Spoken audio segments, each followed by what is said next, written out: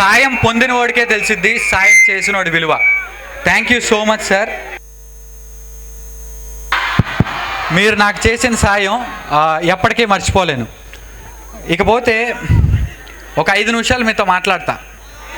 మీలో ఇక్కడ ఉన్న వాళ్ళందరిలో లైఫ్లో 8 to 6 జాబ్ కాకుండా, నాకు తెలిసి ఇప్పుడు అంతా బాగా యాక్టివ్గా ఉంటారు, first year, second year, third year కాబట్టి, ఒక్కసారి 4th ఇయర్ వచ్చిన తర్వాత, 4th ఇయర్ అయిపోయాక, ఒక్కసారి కాలేజ్ బయటికి వచ్చాక అప్పుడు లైఫ్లో ఉండే కష్టాలన్నీ బయటపడతాయి. అందుకే ఎక్స్పీరియన్స్తో చెప్తున్నా, ఎవరు లైఫ్లో ఏదో ఒకటి చెయ్యాలి, ఎక్సెప్ట్ 8 to 6 సాఫ్ట్వేర్ జాబ్ అనుకుంటున్నారో చెయ్యొద్దండి. 8 to 6 సాఫ్ట్వేర్ జాబ్ కాకుండా హీరోనో, డాక్టరో, యాక్టరో ఏదో సాధిద్దాం, నార్మల్ లైఫ్ కాకుండా.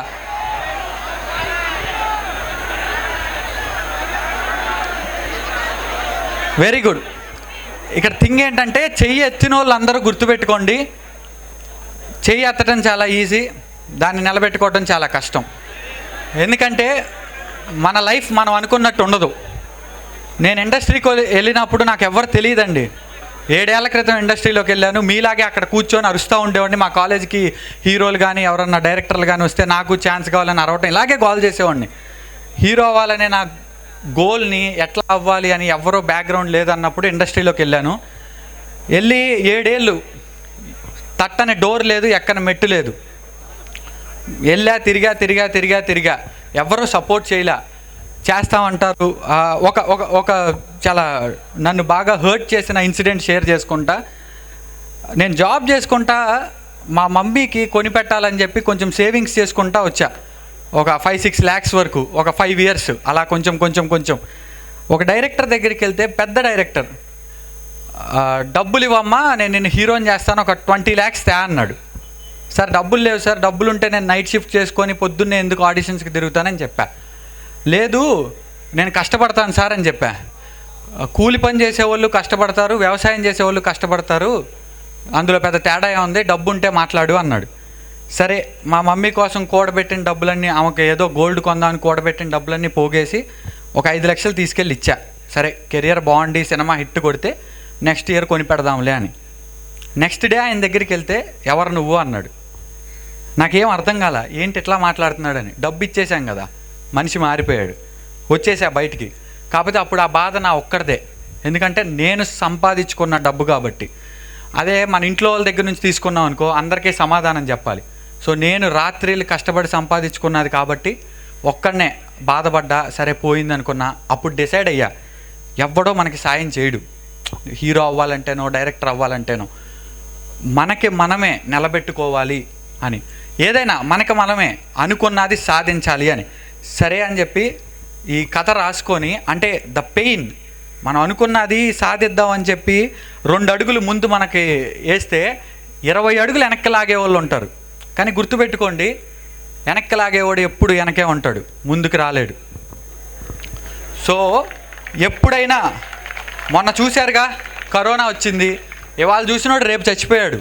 సో అనుకున్నది సాధించకుండా ఎవ్వరూ కాంప్రమైజ్ అవ్వద్దు. మీరు మీ పేరెంట్స్ని అడగండి వెళ్ళి, వాళ్ళు చాలా కాంప్రమైజ్ అయిపోయి పిల్లలు బాగుండాలని చెప్పి వాళ్ళ గోల్ అవన్నీ పక్కన పెట్టేసి ఏదో జాబ్ చేసుకుంటా మనల్ని బతికిచ్చేశారు. అలా మనకి లేదు ఇప్పుడు, అలా మనకి లేదు. There are so many sources of income. Best example, మీ ఏజ్ వాళ్ళే ఇన్స్టాగ్రామ్ మీమ్స్ చేసుకుంటా, కావాల్సినంత సంపాదించుకుంటా, చదువుకుంటా, వాళ్ళ మమ్మీ వాళ్ళకి సపోర్ట్ చేసుకుంటా వాళ్ళ గోల్ కోసం పోరాడుతున్నారు. అలా పోరాడదాం. ఒకటే నేను చెప్పేది ఏంటంటే, అనుకున్నది సాధించే వరకు వదిలిపెట్టేదే లేదు.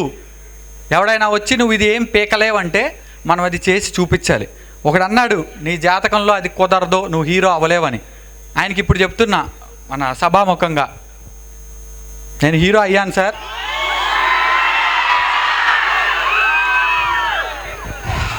ఇకపోతే చాలామందికి ఉంటుంది ఇండస్ట్రీలోకి రావాలి, ఇండస్ట్రీలో చాలామందికి ఉంటుంది ఇక్కడ, కానీ బయటపడలేము.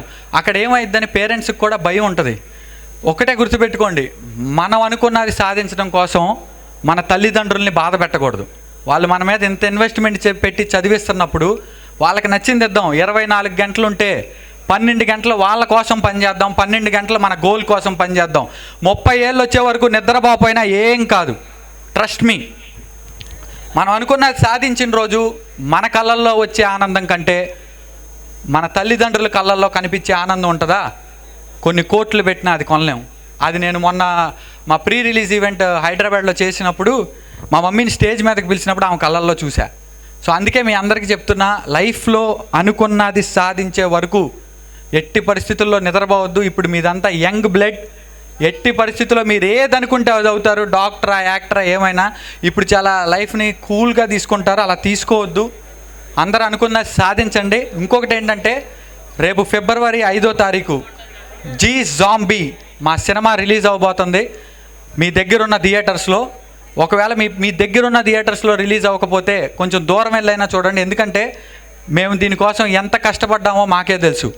రాత్రి 10 నుంచి 5 వరకు జాబ్ చేసుకొని 6 మేకప్ వేసుకొని అదే ఆ మెట్ల దగ్గరే కూర్చొని అందరినీ గ్యాదర్ చేసి ఇదంతా షూటింగ్ చేసుకున్నాం. నైట్ అంతా నిద్ర అనేది లేకుండా మేము కష్టపడి సినిమా తీసాం. సినిమా మాదంతా షూటింగ్ అయిపోయిన తర్వాత మేము ఫస్ట్ లుక్ రిలీజ్ చేద్దాం అనుకునే 2 రోజుల ముందు ఎవరో ఒకళ్ళు సేమ్ జోనార్లో, జాంబీ జోనార్లో రిలీజ్ చేశారు.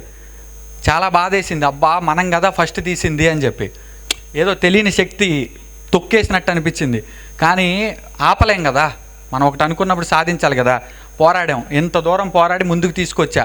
రేపు 5వ తారీఖు మన సినిమా జీ జాంబీ థియేటర్లో రిలీజ్ అవుతుంది. మీరు అనుకుంటే ఏదైనా అయిపోద్ది. స్టేటస్లు పెట్టండి, మీ ఫ్రెండ్స్కి షేర్ చేయండి, థియేటర్లకు తీసుకొచ్చి మన సినిమా చూపించండి. మీ పేరెంట్స్ని తీసుకురండి, సినిమా చూపించండి. అందరికీ బాగా నచ్చుతుంది. ఫస్ట్ టైం మన తెలుగులో, ఫస్ట్ టైం అని చెప్పను, బట్ మన తెలుగులో వస్తున్న ఒక కొత్త జోనర్ సినిమా అందరికీ డెఫినెట్గా పిచ్చగా నచ్చిద్ది. మీ కాలేజీని మీరు చూసుకోవచ్చు. మీ ఫ్రెండ్స్ అందరినీ పిలవండి, అందరికీ షేర్ చేయండి. ఎందుకంటే మీరందరికీ షేర్ చేసి థియేటర్లో కొంచెం జనం ఉంటే మా సినిమా బాగా ఆడిద్ది. థియేటర్లో జనం లేకపోతే తీసేస్తారు కొత్త వాళ్ళది, అది గుర్తుపెట్టుకోండి. మీరు అందరు షేర్ చేయండి. చాలా క్యాజువల్గా మీరు తీసుకోవచ్చు. ఏముందలే ఏదో చెప్తున్నారు అని కాదు. This is my pain. నేను ఎంత గోత్రు అయ్యానో ఇప్పుడు ఇక్కడ మీకు చెప్తున్నా. అందరూ మా సినిమాని 5వ తారీఖు వచ్చి చూడండి. మీరు చూస్తే ఇప్పుడు అన్నారు హీరో ఆర్యన్ అని. ఇప్పుడు నేను హీరో ఆర్యన్ అని నేను యాక్సెప్ట్ చేయను. ఎందుకంటే హీరో అనేవాడు అతని నమ్మి డబ్బులు పెట్టిన ప్రొడ్యూసర్కి డబ్బులు వెనక్కి తెచ్చినోడే హీరో. రేపు నా సినిమా హిట్ అయ్యి ప్రొడ్యూసర్ అన్న నన్ను నమ్మి పెట్టిన ఆయనకి డబ్బులన్నీ నేను వెనక్కి ఇచ్చిన రోజు నేను యాక్సెప్ట్ చేస్తా ఆర్యన్ హీరో అని. సో మీరందరూ థియేటర్కి మీ ఫ్రెండ్స్ అందరినీ తీసుకురండి, వచ్చి మా సినిమా చూసి. మీ అందరూ ఇన్స్టాగ్రామ్లో ఐఎమ్ అవైలబుల్. మీరు టికెట్స్తో అయినా ఏదైనా ట్యాగ్ చేసి పెట్టండి. Will discuss later in success meet. Thank you so much. మీరందరూ టికెట్స్ కొని మమ్మల్ని ట్యాగ్ చేసి పెట్టండి. నేను సార్ని ఏదో ఒక విధంగా కన్విన్స్ చేసి మీ అందరికీ సెలవు ఇప్పిస్తా. ప్రామిస్.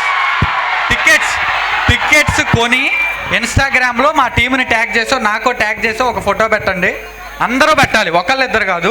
నేను ఇప్పిస్తా ఏదో ఒకటి, సార్ని ఏదో ఒకటి నేను మాట్లాడతా. మీరందరూ కొని పెట్టండి. మాకు ఎంతగా సపోర్ట్ చేసిన ఎస్ఎస్ మీడియా శ్రీనివాస్ గారు, సూర్య గారు చాలా థ్యాంక్స్. ఫిబ్రవరి 5న అందరూ సినిమా చూసి మీ రివ్యూ పెట్టండి. బుక్ మై షోలో కూడా మీ రివ్యూ రాయండి. చాలా కష్టపడ్డాం. ఎందుకంటే కరోనా టైంలో ప్రతి ఒక్కరికి 80 ఫ్యామిలీస్ని బతికిచ్చారు ప్రొడ్యూసర్. అందరికీ ఇన్సూరెన్స్ చేపించారు, కోవిడ్ ఇన్సూరెన్స్. సో ఇట్లాంటి ప్రొడ్యూసర్స్ అందరూ ఇంకా నాలాంటి కొత్త వాళ్ళని ఎంకరేజ్ చేయాలంటే ఇలాంటి సినిమాలు హిట్ అవ్వాలి. సో కొత్త వాళ్ళు వస్తూ ఉండాలంటే మీరందరూ 5న థియేటర్లకి మీ పేరెంట్స్తో సహా అందరినీ తీసుకురండి. సినిమా చూసి రివ్యూ మీరు బుక్ మై షోలో పెట్టండి. Thank you.